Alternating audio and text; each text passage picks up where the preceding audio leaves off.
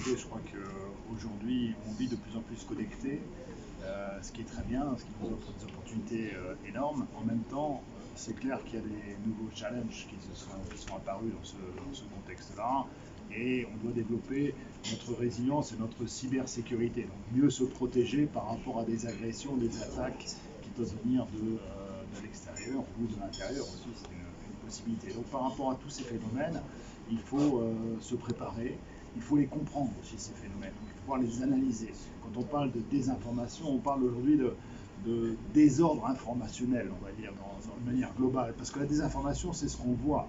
Mais derrière tout ça, il y a toute une construction. Il y a des gens qui réfléchissent, qui veulent atteindre des objectifs politiques, des objectifs économiques et autres, parfois malveillants, il faut bien le dire, pour influencer l'opinion publique dans un sens ou dans un autre. Et donc il faut pouvoir comprendre comment ces mécanismes fonctionnent. Si on veut les combattre, si on veut résister par rapport à ces mécanismes, il faut bien sûr les comprendre. L'Union européenne est, comme tous les grands partenaires, victime aussi d'attaques informationnelles dans ce contexte-là. Et nous avons donc développé depuis un certain nombre d'années, c'est relativement récent, je dirais, des vraies politiques de résistance et de résilience par rapport à tout ça. Récemment, nous avons aussi publié un rapport sur la manipulation et l'interférence informationnelle, donc puisque on cherche à influer sur nos opinions politiques pour des votes aux élections, pour des votes sur le Brexit par exemple, ou sur d'autres éléments. Et donc il faut que l'on se prépare pour pouvoir contrer ces fausses informations, ces fake news qui sont construites et qui sont mises sur la place publique pour influencer les opinions publiques. Et nous voulons partager notre savoir-faire, nos méthodes avec nos pays partenaires, parce que si l'on veut défendre la démocratie dans le monde, eh bien, il faut que tout le monde soit prêt à résister, à être résilient par rapport à ces phénomènes. Ça veut dire que c'est une résilience qui doit être pour toute la société. Donc ça passe par l'éducation, ça passe par la compréhension des phénomènes. Quand les gens voient une information, ils doivent s'interroger, mais quelle est la source de cette information? Qu'est-ce qui est derrière cette information? Comment est-ce que cette information est mise à ma disposition? Est-ce que c'est une information réelle ou pas? Est-ce qu'elle a été construite? Est-ce que c'est une fausse information qu'on essaye de me faire croire pour influencer mes propres choix et mes propres décisions?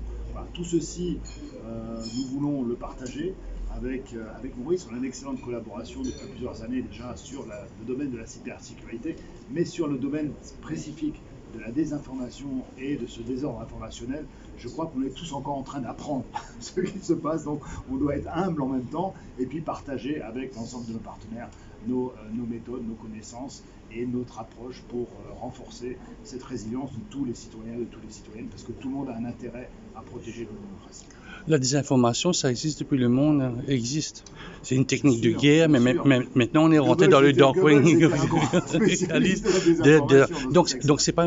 Est-ce que le monde numérique, le monde digital est venu exacerber ce phénomène? Accélérer le phénomène. Vous avez tout à fait raison. Je crois que ça a accéléré complètement ce phénomène. Avant, et le ministre le rappelait, on n'avait pas de téléphone. Moi, quand j'ai démarré ma carrière, j'avais pas de téléphone portable.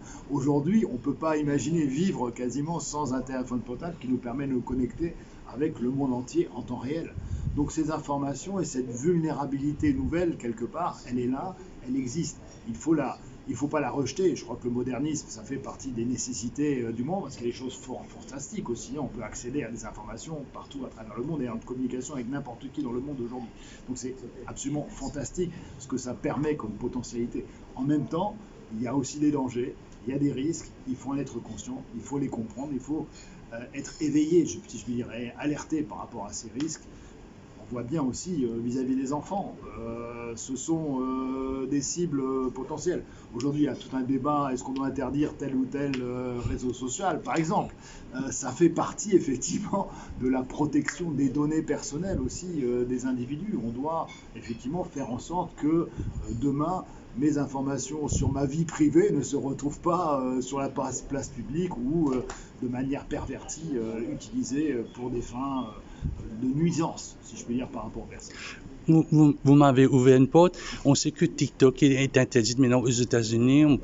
Est-ce que les ambassadeurs aussi, vous avez des conseils de passer via TikTok? Nous avons déjà pris la décision également par rapport à ça, effectivement, et sur tout ce qui concerne nos téléphones publics, en tout cas ceux que nous utilisons à titre professionnel, nous devons désactiver effectivement l'application concernée. Après, si on veut l'utiliser à titre privé, bon, ça c'est un autre débat, si je puis dire. Mais on a fait effectivement une alerte au niveau public, en tout cas, pour les officiels, on va dire, de ne pas utiliser effectivement cette application. Donc, évidemment, des mesures ont été prises dans ce domaine. Voilà, on apprend tous les jours effectivement à mieux se protéger.